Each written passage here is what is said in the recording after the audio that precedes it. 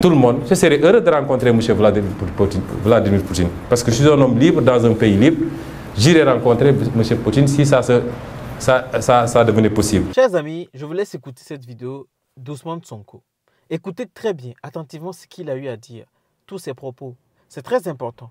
Partagez cette vidéo au maximum. On se retrouve tout de suite à la fin de la vidéo. C'est juste 3 minutes, mais les 3 minutes où il a dit des choses, mais vraiment, écoutez. Dans notre entendement, il ne s'agit pas d'échanger une domination contre une autre. Il s'agit d'assumer une souveraineté totale, absolue, et de collaborer avec tout le monde dans un sens bien compris de gagnant-gagnant. La France sera un partenaire si elle le désire, mais pas dans les conditions actuelles.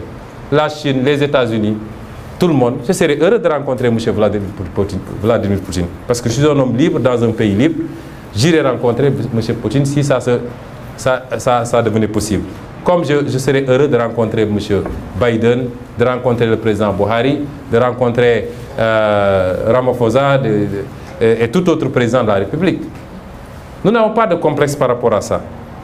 Mais c'est dire simplement que ce système, beaucoup de gens ont beaucoup parlé de la notion de système. On ne l'abandonnera jamais.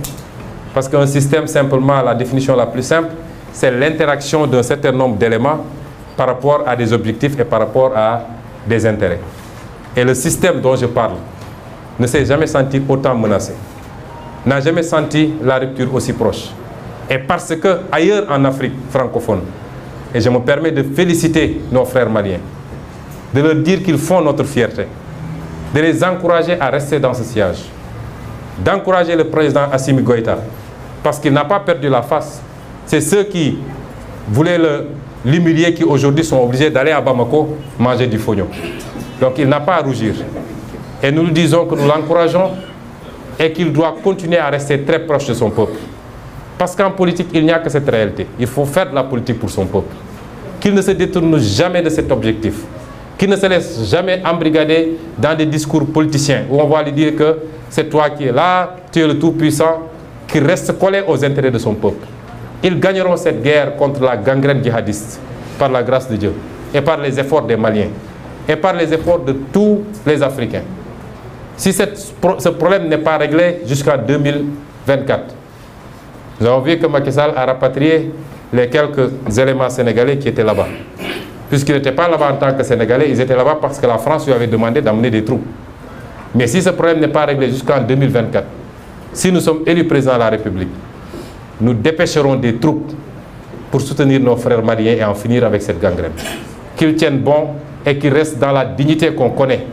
La dignité qui a été professée dans la charte du Manden, celle qui a été professée dans la déclaration de Thierno Souleymane Baal.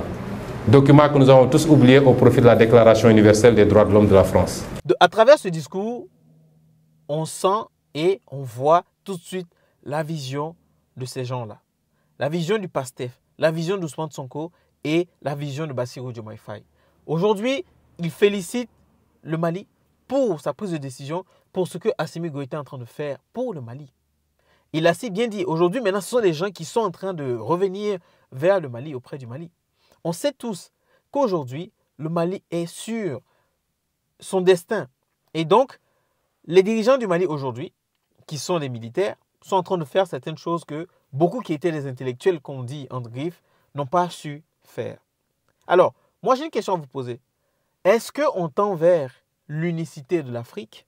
Est-ce que le Sénégal va se retirer de la CEDEAO pour rejoindre l'AES?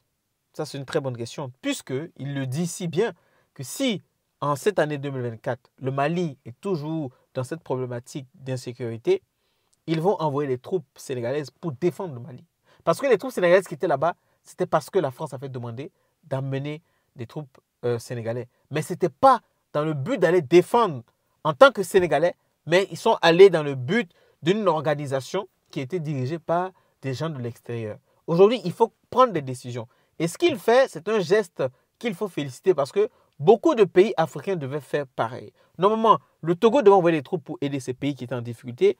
La Côte d'Ivoire devait envoyer des troupes pour aider ces pays en difficulté. Le Ghana, le Bénin, tous ces pays-là devaient envoyer, sans attendre qu'il y ait une organisation qui vienne dire la MINUSPA ou même que la force Barkhane vienne défendre un pays. On devait défendre nos frères. Et c'est comme ça que ça doit commencer. Quand chez le voisin, ça ne va pas bien, il faudrait qu'on aille. Si tu vois le feu chez ton voisin, tu te dis que c'est chez ton voisin, tu ne vas pas le faire et que c'est une autre personne qui va venir le faire. Et la prochaine fois, quand il y aura le feu chez toi, ton voisin ne viendra pas t'aider. Et ça, il faut le savoir. Il faudrait qu'on arrive à avoir des bonnes décisions. Il faudrait que les dirigeants puissent savoir où se trouve vraiment l'intérêt des peuples africains, l'intérêt de leur peuple. Et c'est ce que Ousmane Sonko dit à Assimi Goïta, qu'il reste focalisé sur les objectifs de son peuple, ce qui est bon pour son peuple. Et il a si bien dit, aujourd'hui, Ousmane Sonko, c'est un homme libre. Aujourd'hui, Bassirou Diomaye Faye, ils sont libres. Ils sont libres de traiter avec qui ils veulent et comme ils l'entendent. Et c'est ça, être un homme libre. Ils sont libres de traiter avec qui ils veulent. Ce n'est pas parce qu'une personne est votre ennemi que moi, forcément, je suis ennemi avec lui. Si je travaille avec quelqu'un qui m'apporte un intérêt et que c'est gagnant-gagnant, il n'y a aucun problème. Et il a si bien dit, ce qui étaient les contrats qu'il y avait entre la France et le Sénégal, ou les États-Unis et le Sénégal, tous ces contrats doivent être renégociés. Ce n'est plus les avantages qu'ils avaient, non. Maintenant, ils préfèrent le Sénégal. Ils préfèrent le Sénégal qu'autre chose. Et c'est normal. C'est un dirigeant, il doit préférer son pays. Donc, chers amis, merci d'avoir regardé la vidéo. Et moi, c'est Larry Yaman. Ici, je traite des sujets d'actualité, de géopolitique, d'histoire et d'entrepreneuriat. Donc, si ce sont des sujets qui te parlent, abonne-toi, active la cloche de notification et partage au maximum. Salut!